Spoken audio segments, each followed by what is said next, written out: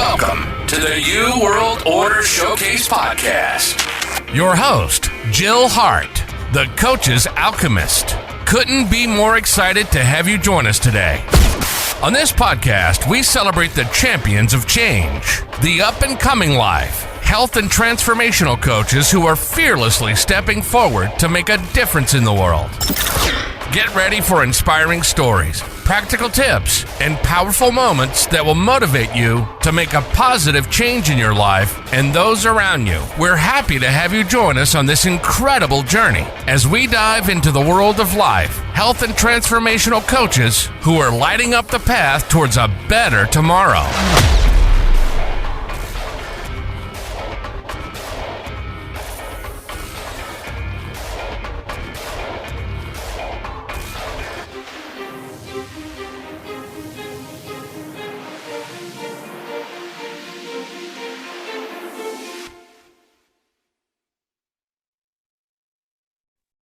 Hi, welcome to the New World Order Showcase podcast. Today we have with us Desiree Doucet or Doucet. Apparently they can't decide on how they want to pronounce their last name, which I thought was just hilarious. So Desiree helps you navigate life's transitions and find your way back to yourself. That is so cool. So tell us a little bit about your story, Desiree. How did you get there? Oh, because first I had to lose myself. So that's fun, right? Yeah. It all started, finding my way back to myself started with I call it a spiritual, you know how Brene Brown talks about her spiritual awakening. This is my version. Hers was on a TED stage, TEDx stage, and mine was in Five Guys with a friend from my gym. And she was confronting me. We had wrapped up our cheat day of burgers and fries. And it was just me there with her, just a girlfriend, over dinner. And she said, I just want you to be happy. And I'm like, I am happy. I'm happy. And she's like, no, you're not. And I'm like, I'm happy, and she kept pressing me, and she was like, you're too close to the situation. You need to distance yourself. I was married, and she knew my spouse, and I did. I took 4 or 5 days and went and stayed in hotels so I could get some distance and clarity. And that was probably 4 years before I decided I can't, this is not salvageable. So it took some time, but during that process is when I discerned that I really was trying to force myself into a career I wasn't interested in anymore. And all these things, I had been numbing myself with staying busy, so I didn't have to face the thing. So in that process, when you're in that churn of, I have to take care of everybody else, and I'm really happy, and I've got to keep my image up, and I don't really want to face, but I would have like inklings of, you're not happy, or the truth bubbling up, and I would just shove it down. And so I ended up getting divorced in 2017. I didn't have a job when I got divorced, which was interesting, but the perfect job, my dream job, landed in my lap. I applied for a different job, and they said, we really like you, and we're going to hire somebody else for that job, but we're going to figure out how to make this work. And life has been magical and tragic.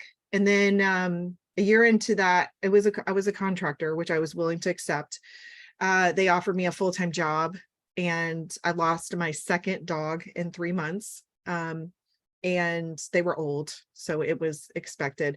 And my mom was diagnosed with a terminal illness all in the span of a week. So it was nuts. It was a roller coaster. And she was diagnosed with ALS, which is, there's no cure. It's Lou Gehrig's disease. For those that are familiar with it, you'll nod your head and understand. It hit us like a blind side. We had no idea. So she lived in another state, and my sister and I lived 9 and 12 or 14 hours away by car. We had some family there, but she was single. So it was a roller coaster for a little over a year of taking care of her, which was a blessing and a beautiful time. So I just went through a lot. She passed right before COVID.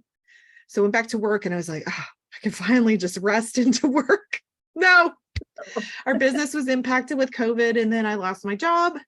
as a result of that. And I sat back and I said, I need a break and I need to figure out what I want to do when I grow up. And so here I am. I went to coach school. That nudge had been, I didn't realize it, but I decided that in 2016, I wanted to be a coach and I shoved it down. So in 2021, I finally did go to coaching school, and I said, this is important work and I want to work with people on, big things. Coaches are not therapists, but it is such a trusted relationship that I wanted to take this seriously. And so it was important to me to get training in it. In the span of all that, I also went to yoga teacher training. I also became a certified grief educator. I started study with David Kessler. He is such an amazing human. I also went into a program to learn positive intelligence, which has also been life-shifting. So I have a array of different tool sets to help people really uncover what's inside, that authenticity, and that peace and serenity that makes us all special human beings and helps us see the light in others. Absolutely. I was going to say that you don't have just like a certification. You have a bunch of certifications. I was looking over at your website. I was like, wow, this girl's got it all. Well, I mean, partly because I needed that to heal from the transformation. I had somebody from that same gym. She was in my circle of friends, the one that, from the friend that called me out in Five Guys that day. It was like probably 2012. Somebody else saw one of my reels and she sent me a private message and she said, oh my gosh, you have changed, but I love it. And it made me cry because I have changed. It's been a lot of work and I am so honored that I've had the space to do this. And I want to help the people that are just living that churn and burn and just constantly in stress, disconnect, reconnect with their inner selves and really find design this life that is really going to speak to their heart instead of what everybody else expects out of you and keeping everybody else happy. Really, when you get into the living in your own authenticity, it helps everybody else around you, because then you leave the people-pleasing arena and boundaries appear, because you no longer are like willing to do the people-pleasing activities that lead us into this place where we're trapped in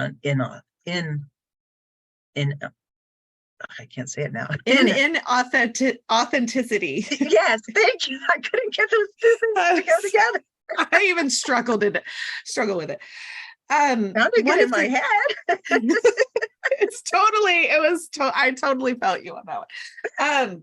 What I'd love to share is Shirzad Chamine it's kind of like an add-on to, he takes coaches through this program. He wrote a book in 2012, and I could tell you stories that would give you goosebumps about how this path has been before me for years. And I kept shoving it down. I mean, I could tell you I'm getting goosebumps just thinking about some of them. I might tell you about Wally. He is a special soul, but he inadvertently introduced me to Shirzad Chamine in 2015.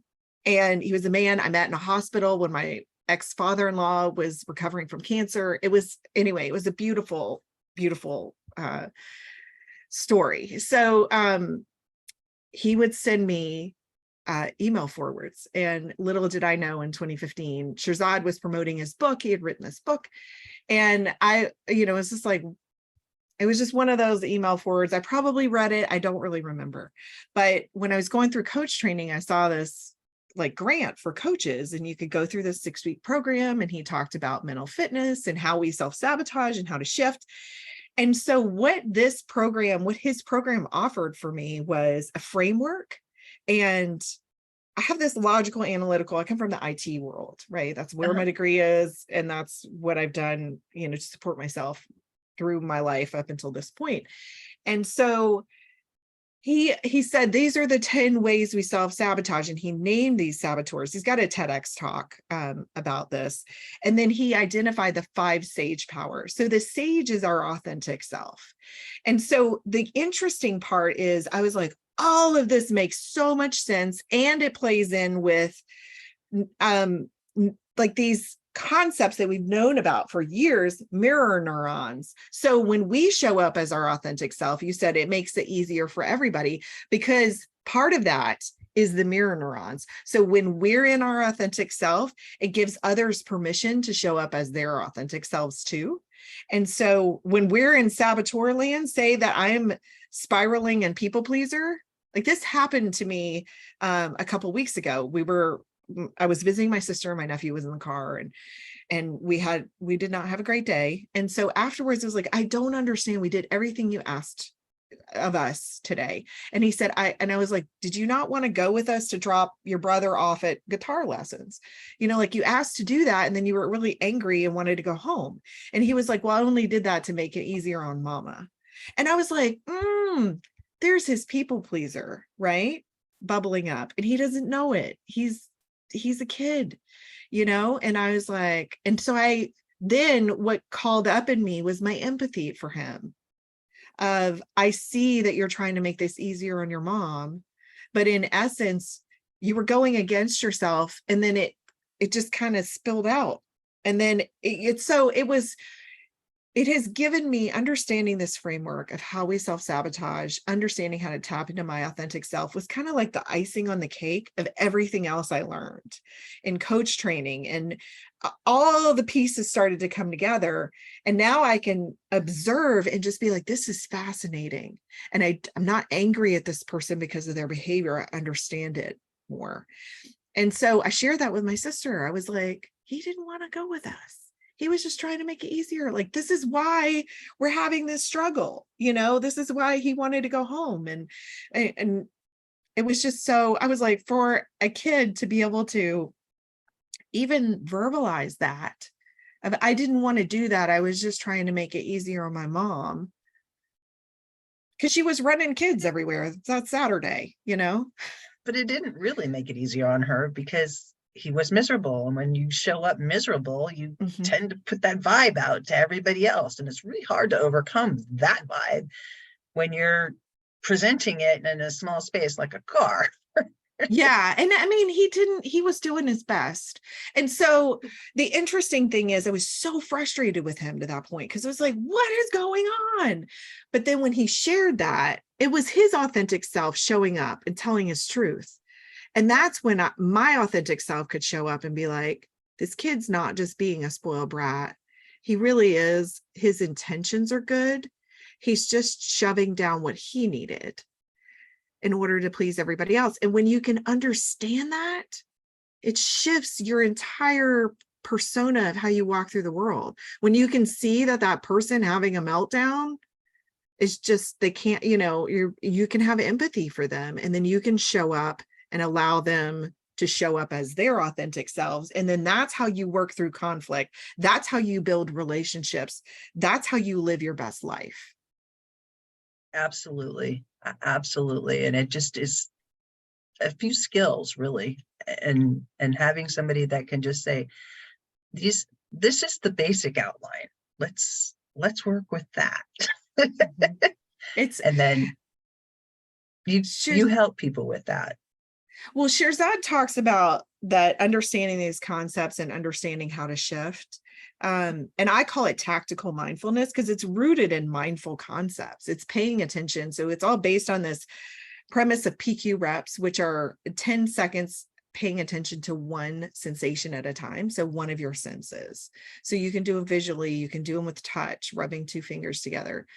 And so you can do it in the moment. You can do it when you're in the middle, but also training your brain to intercept. This is where I am self-sabotaging. This is where my people pleaser showing up. I sense it. I say, I check in with myself? Is this who I want to show up as? And then I can shift.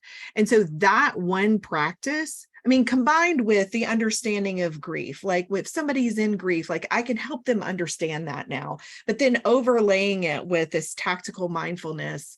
And also my coach training is from a school called IPEC, and they train in energy. So it's all about how you're showing up energetically, which also it all just lays in beautifully together, and it layers, I should say, beautifully together, where I have this more complete view and understanding of human behavior so that I'm not taking everything personally.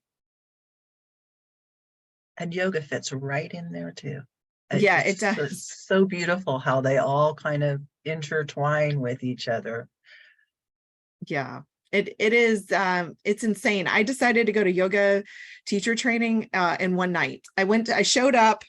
I was newly divorced, and I was kind of rediscovering myself. And you see all this sup yoga stuff, and I have been like a yoga student, and I show up at the sup yoga class and was the only student. And so we're paddling out there, and I'm talking to the teacher, and I'm talking to her about classes, and she's like, "Oh, well, I'm in a 300-hour teacher training. Like I'm, have my 200-hour and I'm going to my 300." And so I start talking to her about it, and she says, "Oh, I have a couple friends." She's like, "They're really awesome, teachers, and they've got a couple teacher trainings that are spinning up. One is like next week, and one is in like January. It's just like in the fall."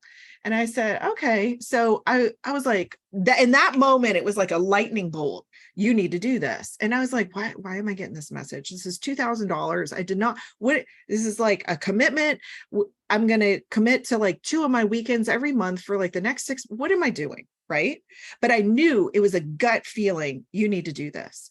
And I will say, I never regretted it. I met incredible people, and everybody's like, "You're going to cry." I was like, "Girl, you know how much I've been crying? Like, this is crazy." The first night I was crying, and I was like, "This is crazy," but it helped me understand things about my body, about my connection with source, my spiritual, practice, that helped me so much when my mom got diagnosed, within the next couple months. It helped me weather that storm, and helped me and my sister stay connected and say, we are a team through this, and we're not going to have this infighting, and we are here for what's best for our mom. Because we had lost our dad 20 years earlier. We knew the gift of this time that we had left with her, because he died suddenly. That was sacred. And we looked at each other and we said, no regrets. And we had no regrets. But that yoga teacher training at that time, something beyond me knew that was the right decision for me, and I trusted it. And time again, like in 2016, when I was meeting with somebody to figure out what I wanted to do, and I was so unhappy in my life, and I knew I was unhappy, but I didn't know what to do about it. And I went back and looked at these notes from our meeting, and she was like, "You want to go to coach school?"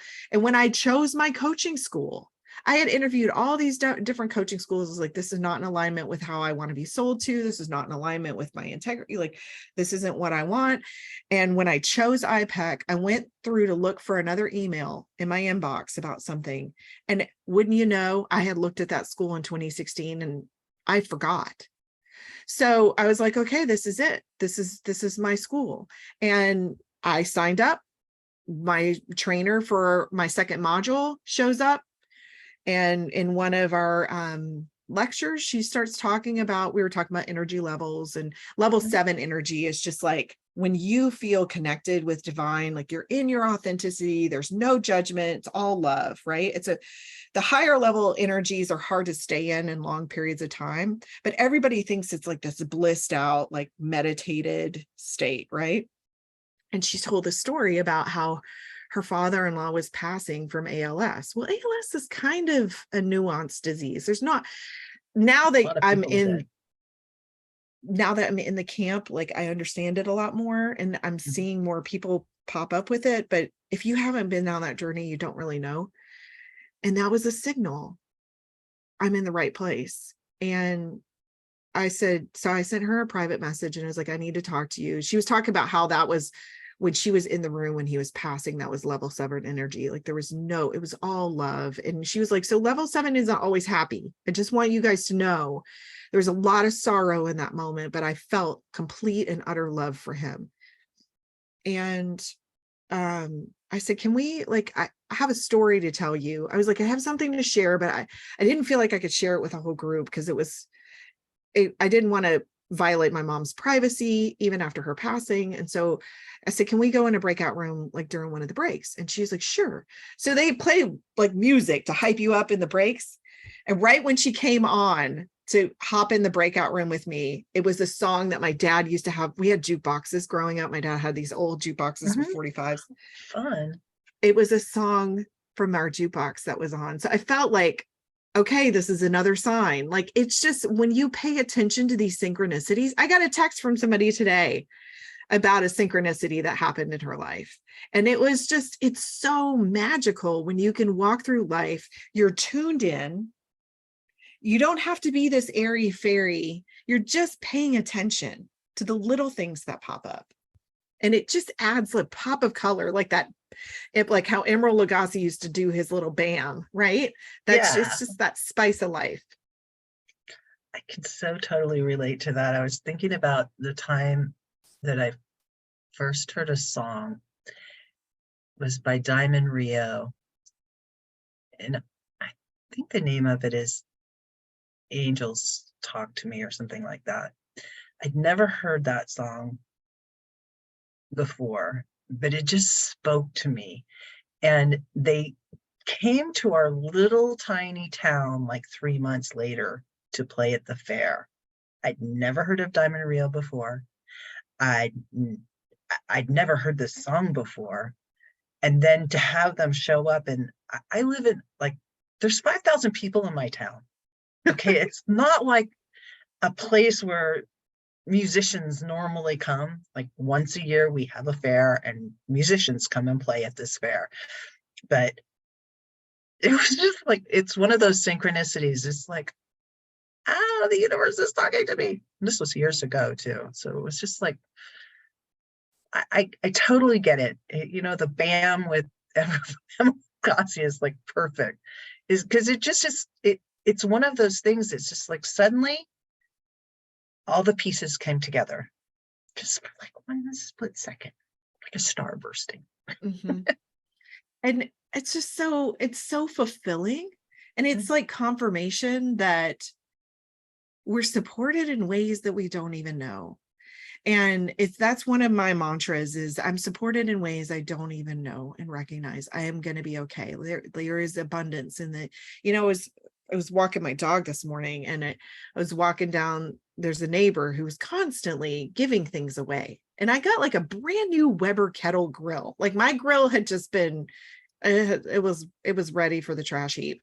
And he advertises, he's like, it's been used like twice. And I like went down there in my car and threw it in the back. And I was just like, there's abundance everywhere. Like, it's okay for us to give and to share and to lean into just not forcing everything. And one of the things that Shirzad also talks about, he says, the path of the sage is the path of ease and flow. And so whenever I'm fighting against something, and I'm not going to lie, like last summer, I hit a wall when I was trying to finish my coaching program and I was just beating my head against the wall and I was trying to force it. And I discovered this meditation journaling practice, and it's from it's called automatic writing. I can't remember Michael, I don't remember his last name. I'll send it to you and we can put it in the show notes.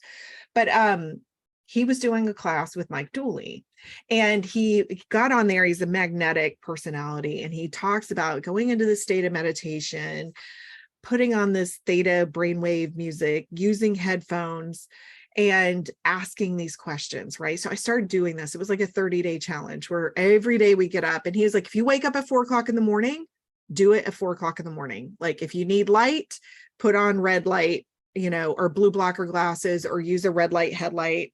I'm a camper. I had all that stuff. So he gives you I look like a fruitcake. My dog's like, what is going on here? Where are we camping? Aliens are landing. Yeah, you're crazy, mama. But she already thinks I'm crazy. But I'm there journaling, and like part of this is like asking yourself, what do I need? First you call in whoever you feel is guiding you. If it's, whatever your higher power is, do you believe in spirit guides? It's kind of like a create your own spiritual practice. So you do this and you ask these questions. He has them all outlined, and you just write whatever comes up. And so it started, I was like, I need help. Like, I know I need help. I don't feel okay going to a church. Like, I know I need help. I'm going to try this. And I started doing it. And you know what came up? You need to rest. And you know what my friend said? Of course you do, because you're waking up at 4:00 in the morning to journal. You need to go back to sleep.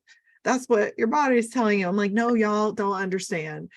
And so I was angry and I was fighting it. My friends were like, girl, you crazy. Like, you are nuts. Just go back to bed. Why are you waking up at 4:00? And I'm like, I just naturally wake up. Like, he tells me to do it in the morning. Anyway, so I did this journaling, and it was like, you need to rest. And I was fighting it, and I was fighting it. And it was like, but what I'm doing is fighting everything. I was fighting everything in my life. And when I just said, I'm going to set my business aside, and I don't know what this rest means, but I'm going to get up and I'm going to do what I need to do during the day to take care of myself, to nurture myself, and the path will unfold. And it did. And I fought that. And it was like, okay, we've got this 6-month intensive journey called PQ Mastery. It was Shirzad's program for coaches who had been enrolled in his program and completed the first 6 months and all this stuff. And anyway, and it was a very intensive program. You met every week for 2 hours with this group of 12 coaches. And it was 6 months every week. It was a lot. And I was like, I'm not spending money. I'm in my period of rest. I'm just going to coast. I inadvertently made it on the sales call. I thought it was a call about something else. I hop in there. I'm like, nope. And 3 things he said during that call were nudges. It was something I had journaled about. And I knew I needed community. And somebody had just talked to me about the hero's journey. And he said all of those things. And he's because I put in my journal, I said, I need to become the person that I always needed. And I need to love myself the way that I've always wanted to be loved. And that was really deeply emotional for me. And he talked about, he said, everybody that was in our pilot group said the one thing that they got out of this was they became the person they've always needed. And I was like, I hate this. You're reading my journal. Like, what is going on? I was like, take my money. I'll figure out how to make the money back. I take my money. And so I showed, and then I realized, this is hilarious. My friend has been trying to get me to go to this primitive skills conference for 10 years.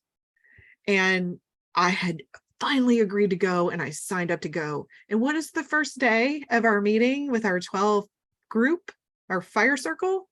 The day I'm supposed to be setting up in a field with all of these 400 other attendees in the middle of South Carolina on a lake. Yeah, I was like, so I called her. I was like, hey, does my cell phone work there? Because I think I'm going to need to dial into this call. I called in to that group.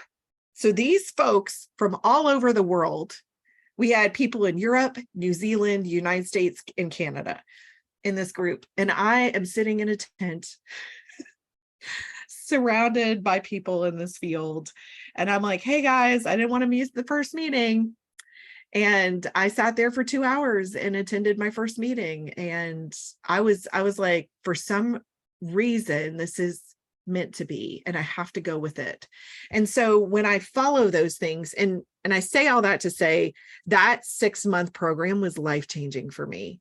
It helped me heal on a level where I can show up better for clients. I wasn't ready last year, and I didn't really know that on a conscious level. But every other part of my being knew that. And so it was preparing me. I'm reading this book right now about marketing. And he said, who do you need to be to show up for your customers? And I'm like, that's what I needed. So it's so interesting how it all happens. And these 12 people, I just met with them again yesterday. Our program's wrapped up. And we said we love each other so much that we don't want to lose touch.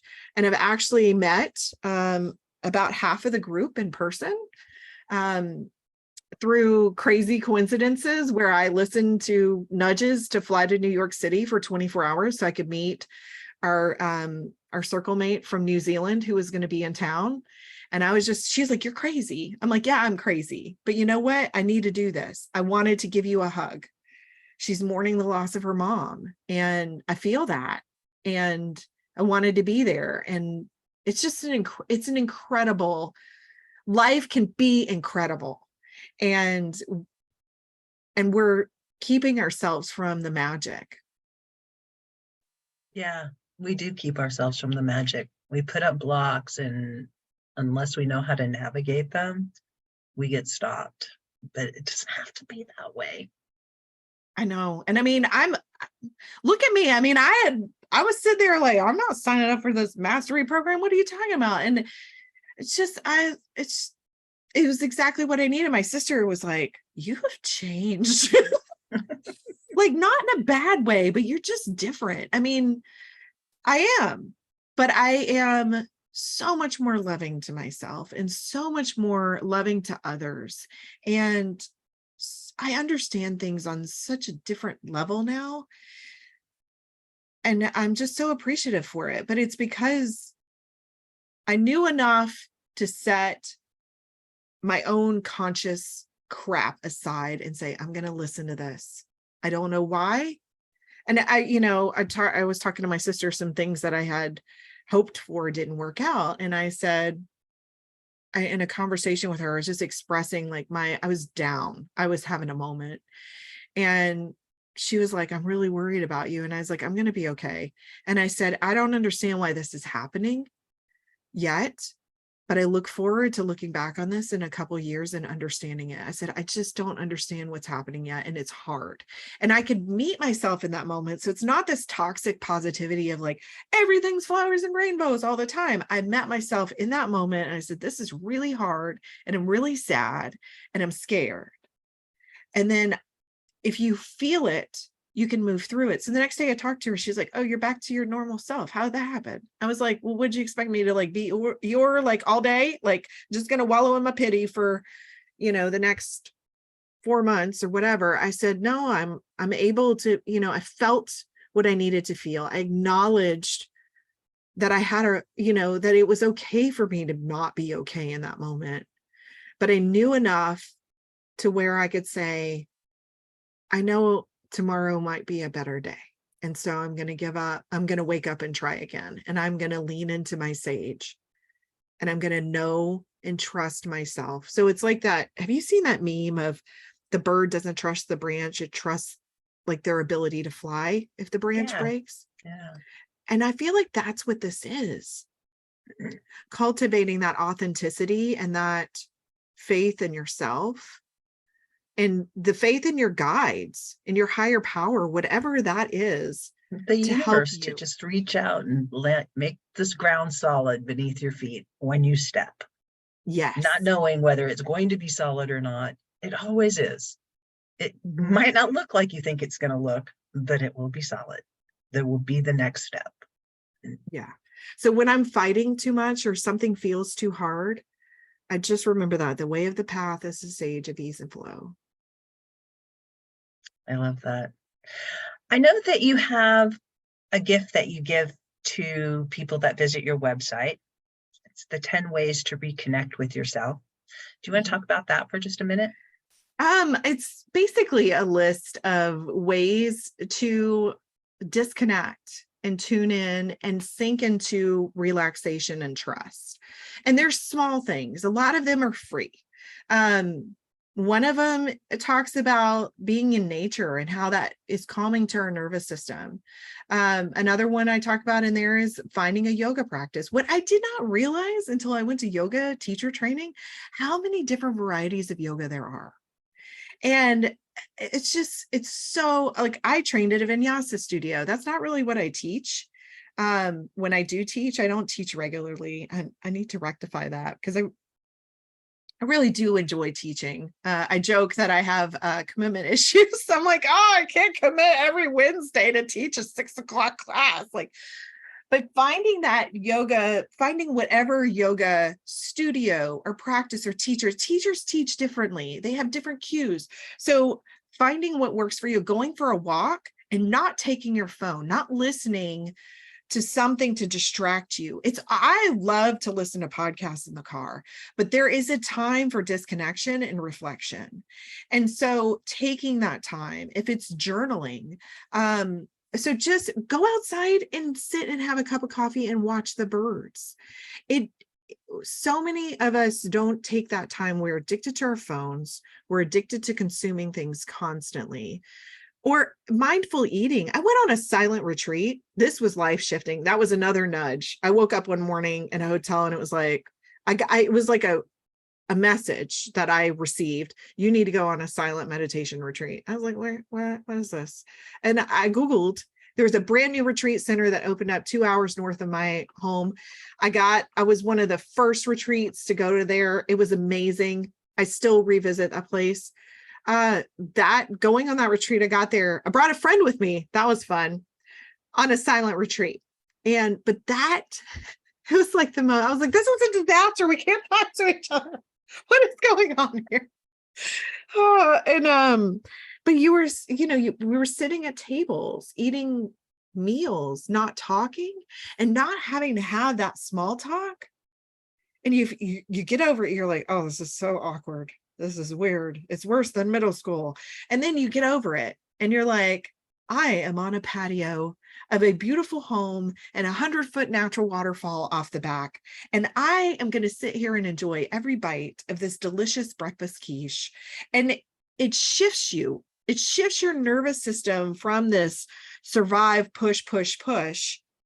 And you start to pay attention. That was the first time I noticed my inner judgment voice and how it was speaking to me. So when you slow down, so these practices of reconnecting with yourself are to help you slow down and pay attention to those nudges from the universe, from the unkind things that you're saying to yourself. And that is the first step into awareness, I believe. And that awareness can cultivate, okay, once I'm aware of what's going on, what is coming up for me, then I can take action. So it's the first piece of that. And that's why I wrote that little ebook. And there's some suggestions in there, other things like useful things like boundaries. Actually, the automatic writing book is linked in there too, if you wanted to explore that practice. So there's some really fun, ideas. A lot of them just don't cost anything, but it's things that we forget in our hectic, got to get the kids to school, need to make dinner, like having to feed ourselves 3 times a day. That's a job. And then laundry. I mean, just living your life takes work.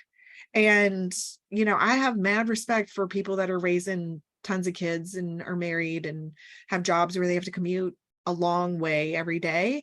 But find ways to take that time. If it's going to sit off by yourself and have lunch in peace and quiet, and put your phone down and just disconnect and check in with yourself.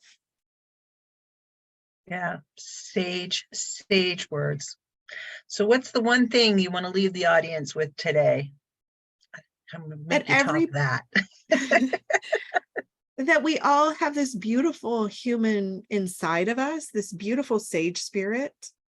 And the more that we connect with it, the richer life becomes and the more loving our world is. Absolutely. So how do people get in touch with you, Desiree? Well, I'm on the socials. So I have a Facebook page. So it's Desiree D. Doucet. And you'll see my headshot there. I post like motivational stuff on there. I am also on Instagram at Desiree.Doucet. So DESIREE.DOUCET. Or you can find me at DesireeDoucet.com. And yeah, that's pretty much all the places where I am. I'm also on Threads, but there's not a whole lot of activity on there yet. Yeah. It's a fun place. Survive. Well, I mean, Yeah, I think I understand why it bubbled up as a need. And it's a pretty happy place, but I'm like, how do we get traction without hashtags? I haven't figured that one out yet. But yeah, so I'm on Threads at Desiree.Doucet.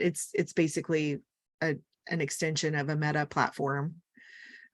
So yeah, my Instagram name is the same on Threads. Perfect. And we'll put the links in the show notes so people can find you. Cool. Thank you so much for joining us. It's been great. Thank you, Jill. It was wonderful being here. Thank you so much for tuning in to another empowering episode of the U World Order Showcase podcast. We hope you've enjoyed hearing from our incredible life, health, and transformational coaches who are making a profound impact on the world. Remember, change begins with you, and you have the power to transform your life and the lives of others. If you want to take that next step and unlock your true potential, visit thecoachesalchemist.com, where you can find the 3 ways we can help you for free to spin your talent into gold with clarity, a system, and a plan. Don't forget to hit the subscribe button so you never miss an inspiring episode. And if you enjoyed today's show, we'd greatly appreciate it if you could leave us a review on your favorite podcast platform. Your feedback means the world to us and helps us reach more people with our positive message. Stay connected with us on social media for updates, behind-the-scenes content, and upcoming guest announcements. You can find us on Facebook at the U World Order or simply visit thecoachesalchemist.com.